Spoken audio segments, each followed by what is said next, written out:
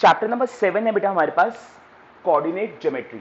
अब ये coordinate geometry नाम का एक चैप्टर आपके पास क्लास 9th में भी आप लोगों ने बेटा पढ़ा था, तो ये उसी का ही एक एक्सटेंडेड वर्जन है, आप ऐसा बोल सकते हो यहाँ पे। ठीक है, जो 9th क्लास में आपने कोऑर्डिनेट ज्योमेट्री पढ़ा था, ये उसका एक एक्सटेंडेड वर्जन है। तो 9th क्लास में जब आपने कोऑर्डिनेट ज्योमेट्री पढ़ा था बेटा, तो वहां पे आपने कुछ टर्म्स के बारे में, कुछ बातों के बारे में जाना था। वो कौन कौन सी बातें थी, जिसमें सबसे पहली बात तो ये थी बेटा कि इस टाइप का एक आपके पास क्या बनता है, एक ग्राफ बनता है, जिसको हम क्या बोलते थे बेटा, कार्टेशियन प्लेन। क्या बोलते थे हम इसको, कार्टेशियन प्लेन। अभी जो कार्टेशियन प्लेन आपके पास होता था बेटा, इसके अंदर हमारे पास दो एक्सिस होती थी, जिसमें से जो हमारे पास हॉरिजॉन्टल वाली लाइन होती थी, इसको हम बोलते थे बेटा एक्स एक्सिस, और जो आपके पास वर्टिकल वाली लाइन होती थी बेटा, इसको हम क्या बोलते थे, वाई एक्सिस। हॉरिजॉन्टल वाली को हम बोलते थे एक्स एक्सिस और वर्टिकल वाली को हम बोलते थे वाई एक्सिस। ये जो सेंटर हमारे पास होता था, ये होता था ओरिजिन। सेंटर जो हमारे पास होता था, ओ यानी कि ओरिजिन। ठीक है, यहां पे हमारे पास क्या होता था, दोनों लाइन आपस में क्या करती थी बेटा, इंटरसेक्ट करती थी।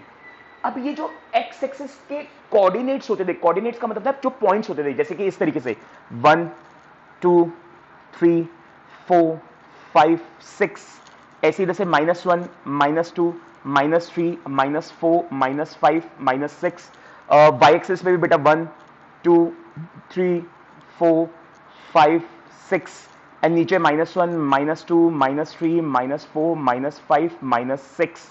इस तरीके से आपके पास एक कार्टेशियन प्लेन होता था। अब इसमें जो कोऑर्डिनेट्स होते थे, कोऑर्डिनेट्स क्या होते थे, कोऑर्डिनेट्स होता था बेटा मेरे पास, इसको मैं कुछ इस तरीके से एक्सप्रेस करता था, x, y। आपके पास दो पॉइंट्स होते थे, दो कोऑर्डिनेट होते थे, इसको हम कैसे एक्सप्रेस करते थे, x, y। यानी कि जो भी नंबर होगा उसमें x एक्सिस पे जो पॉइंट आ रहा होगा उसको मैं पहले लिखूंगा, और जो y एक्सिस पे पॉइंट आ रहा होगा उसको मैं बाद में लिखूंगा। जैसे कि आप ये समझो कि एक पॉइंट है मेरा जो लाई कर रहा है बेटा यहां पे। अब अगर आप इसको देखो तो ये x पे जा रहा है 3 से और y से जा रहा है 4 पे। तो ये जो कोऑर्डिनेट है इसको मैं क्या बोलूंगा बेटा, इस कोऑर्डिनेट को मैं बोलूंगा 3,4। 3,4। पहले हमेशा कोऑर्डिनेट में आपको x वाले का लिखना होता है और फिर आपको किसका लिखना होता है, y वाले का लिखना होता है। तो ये हमारे पास कोऑर्डिनेट्स हुआ करते थे। अब इस कोऑर्डिनेट्स में जो x कोऑर्डिनेट होता था, x कोऑर्डिनेट मतलब जो x वाला पॉइंट होता था, इसको हम क्या बोलते थे बेटा, इसको हम बोलते थे एब्सिसा। इसको हम क्या बोलते थे बेटा, एब्सिसा। मैं नीचे लिख देता हूं यहां पे, x coordinate equal to abscissa. ठीक है, x कोऑर्डिनेट को हम एब्सिसा भी बोलते थे। और इसी तरीके से जो y वाले नंबर है बेटा, ये जो y वाला नंबर मेरे पास 4 है, तो ये y कोऑर्डिनेट होता था, इसको हम क्या बोलते थे, ऑर्डिनेट। ऑर्डिनेट। सो ये चीजें आप लोगों ने बेटा छोटी क्लास में पढ़ रखी हैं। ये कुछ मैंने आपको यहाँ पे 9th क्लास का रिकॉल कर दिया कि आपके पास इस तरीके का एक प्लेन होता था जिसको हम बोलते थे कार्टेशियन प्लेन।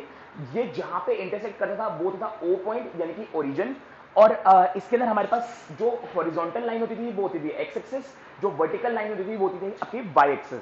ठीक है, अब यहाँ पे एक्स एक्सिस जीरो के राइट वाला पॉजिटिव नंबर, जीरो के लेफ्ट वाला नेगेटिव नंबर, ऐसे ही वाई एक्सिस के अंदर जीरो से अबव वाला पॉजिटिव नंबर और जीरो के बिलो वाला नेगेटिव नंबर। ठीक है, ये सारी चीजें आपने पढ़ रखी है छोटी क्लास में। फिर ये आपके कोऑर्डिनेट्स होते थे, जैसे कि 3 4 है, तो हमेशा आपको x वाले का नंबर पहले लिखना है और y वाले का नंबर बाद में लिखना है।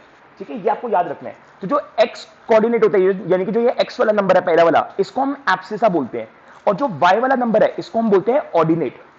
ऑर्डिनेट। ठीक है, ये सब चीजें आपकी होगी 9th स्टैंडर्ड की। अब हम बात करेंगे यहाँ पे कुछ एक्स्ट्रा जो आपको 10th स्टैंडर्ड में सीखना है। तो अब यहाँ पे मेरा पॉइंट ये आता है कि अगर मेरा एक पॉइंट है बेटा 3 4 और दूसरा पॉइंट है मेरा लेट्स से, ये ले लेते हैं यहां से 6 और यहां से 2, तो ये पॉइंट हो गया बेटा 6 2, क्योंकि पहला वाला हमेशा x का आएगा और दूसरे वाला हमेशा y का आएगा। अब मेरा यहां पे क्वेश्चन आप लोगों से ये आता है, इसको मैं यहां से हटा रहा हूं।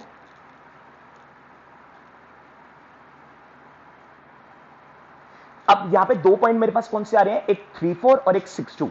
मैं अगर आपको कहूं कि इनके बीच का डिस्टेंस निकाल दो, इनके बीच का क्या निकाल दो बेटा, डिस्टेंस, तो वो कैसे कर पाएंगे। अगर मैं कहूं एक पॉइंट मेरे पास ये रहा और एक पॉइंट मेरे पास ये रहा, और मैं आपको कहता हूं कि इसका डिस्टेंस निकाल दो, तो वो कैसे निकाल पाएंगे। यही चीज हमें सीखनी है चैप्टर नंबर 7 के एक्सरसाइज 7.1 के अंदर। ठीक है। सो बेटा अब यहां पे मैं आपको फॉर्मूला लिखवाता हूं। जैसे कि हम एज्यूम कर लेते हैं कि मेरे पास एक ये लाइन है जिसमें ये पॉइंट है बेटा मेरे पास x1 y1 और ये पॉइंट है बेटा मेरे पास x2 y2। ठीक है, अब ये x1 y1 का मतलब है कि कोई भी एक नंबर x का है, एक नंबर y का है, और दूसरा वाला x2 y2 का मतलब है कोई भी एक नंबर x का अगेन और दूसरा नंबर y का। तो अगर इनके बीच में मुझे डिस्टेंस निकालना है तो यहां पे मेरे पास एक फॉर्मूला आता है बेटा जिसको हम बोलते हैं डिस्टेंस फॉर्मूला। इसका नाम है बेटा डिस्टेंस फॉर्मूला। इसको कैसे फाइंड करते हैं बेटा? इसको फाइंड करने का तरीका है मेरे पास अंडर रूट में, पूरा आपको अंडर रूट लेना है। अंडर रूट के अंदर x2 माइनस x1 का होल स्क्वायर। क्या मतलब हुआ इसका? इसका मतलब हुआ कि जो भी आपके पास x2 वाली वैल्यू होगी इसमें से आप x1 वाली वैल्यू को माइनस कर दोगे और फिर उसका स्क्वायर कर दोगे। यानी कि मान लो ये x2 की वैल्यू है मेरे पास 5 और x1 की वैल्यू है लेट्स से 2, तो 5 में से 2 गया 3 बचा, तो 3 का स्क्वायर कर दोगे।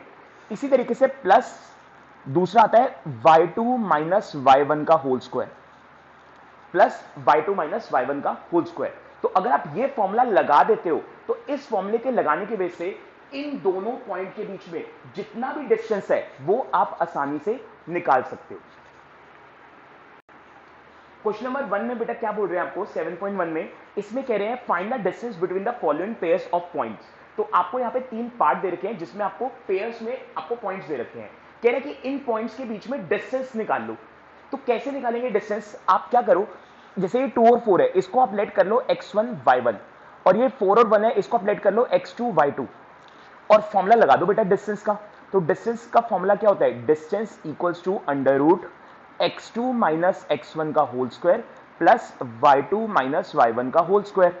अब आप देख लो बेटा x2 क्या है? x2 मेरे पास 4 है, तो 4 माइनस x1 है मेरे पास 2 माइनस 2 का होल स्क्वायर प्लस y2 मेरे पास बेटा 1 है, तो 1 माइनस y1 मेरे पास 4 है 4 और इसका होल स्क्वायर। अब देखो 4 में से 2 गया बेटा कितना बचेगा 2, तो 2 का स्क्वायर आ गया, प्लस 1 में से 4 गया बेटा माइनस 3 बचेगा, याद रखना माइनस 3, साइन का ध्यान रखना, साइन में गलती मत करना। अब 2 का स्क्वायर कितना आएगा? 4 आएगा, प्लस माइनस 3 का स्क्वायर बेटा प्लस 9 आएगा, माइनस 3 का स्क्वायर प्लस 9 आएगा, क्योंकि माइनस 3 को माइनस 3 से मल्टीप्लाई करोगे तो 3 3 जा 9 और माइनस माइनस प्लस। सो अब ये आ जाएगा मेरे पास अंडर रूट 13 यूनिट। यूनिट क्यों आएगा बेटा? क्योंकि डिस्टेंस लेकर है ना। अब डिस्टेंस का यूनिट होता है कुछ ना कुछ, जैसे कि मीटर किलोमीटर, किस तरीके से। यहां कुछ भी नहीं दे रखा, तो जब नहीं दे रखा होगा तो आप वर्ड यूज करोगे यूनिट। ठीक है, तो अंडर रूट 13 यूनिट्स आपका आंसर हो जाएगा। क्वेश्चन नंबर 1 के थर्ड पार्ट में बेटा आपको दो यहां पे पॉइंट्स दे रखे हैं, एक दे रखा है a कॉमा b और एक दे रखा है minus a comma minus b, और आपको यहां पे क्या कह रहे हैं बेटा? कह रहे हैं डिस्टेंस निकाल लो। तो देखो डिस्टेंस निकालने का अगेन फॉर्मूला क्या होता है बेटा? हमारे पास डिस्टेंस निकालने का फॉर्मूला होता है x2 माइनस x1 का whole square plus y2 minus y1 का होल स्क्वायर, और ये पूरा का पूरा अंडर रूट में। ये पूरा का पूरा क्या होता है बेटा? होल स्क्वायर रूट या अंडर रूट, कुछ भी आप बोल सकते हो, उसमें होता है।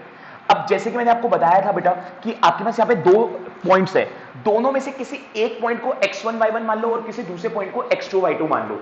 मैं यहाँ पे क्या कर रहा हूं बेटा? मैं a और b को यहाँ पे ना x2 y2 मान रहा हूं। आपकी मर्जी, आप किसी को भी x2 y2 मान सकते हो और किसी को भी x1 y1 मान सकते हो, और मैं दूसरे को x1 y1 मान रहा हूं।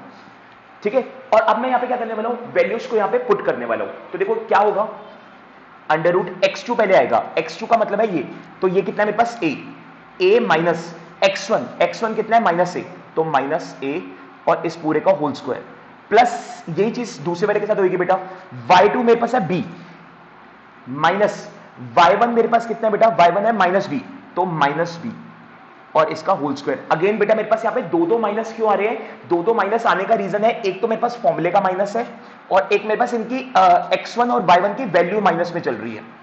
अब इसको सॉल्व करेंगे अगर हम, अंडर रूट ये आएगा a माइनस और माइनस क्या हो जाएगा बेटा? प्लस a और इसका होल स्क्वायर, प्लस सेम चीज b और ये माइनस और माइनस क्या हो जाएगा बेटा? प्लस b और इसका स्क्वायर।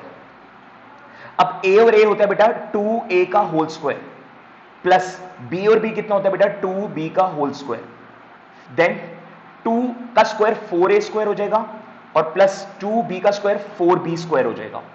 फिर क्या करेंगे बेटा? अब अगर आप ध्यान से देखो तो इन दोनों में मेरे पास 4 कॉमन आ रहे हैं, अगर आप देखोगे तो इन दोनों में मेरे पास क्या आ रहा है बेटा, 4 कॉमन आ रहा है और ए स्क्वायर प्लस बी स्क्वायर अपना चल रहा है। 4 दोनों में कॉमन आ रहा है तो 4 आ जाएगा बाहर और ए स्क्वायर और प्लस बी स्क्वायर अलग हो जाएगा। अब अगर आप देखो तो ये जो अंडर रूट है ना पूरे पे, ये 4 का भी अंडर रूट है और मल्टीप्लाई ये अंडर रूट ए स्क्वायर प्लस बी स्क्वायर का भी है। अगेन मैं रिपीट कर रहा हूं, ये जो अंडर रूट ऊपर चल रहा है बेटा ये 4 का भी है और ये ए स्क्वायर प्लस बी स्क्वायर का भी है। अब देखो 4 का अंडर रूट होता है 2 और मल्टीप्लाई, इसको आप सॉल्व नहीं कर सकते, ए स्क्वायर प्लस बी स्क्वायर का जो अंडर रूट है इसको आप सॉल्व नहीं कर सकते हो, तो बस आपका आंसर यहीं पे खत्म हो जाएगा, अंडर रूट में A square plus B square. Answer complete.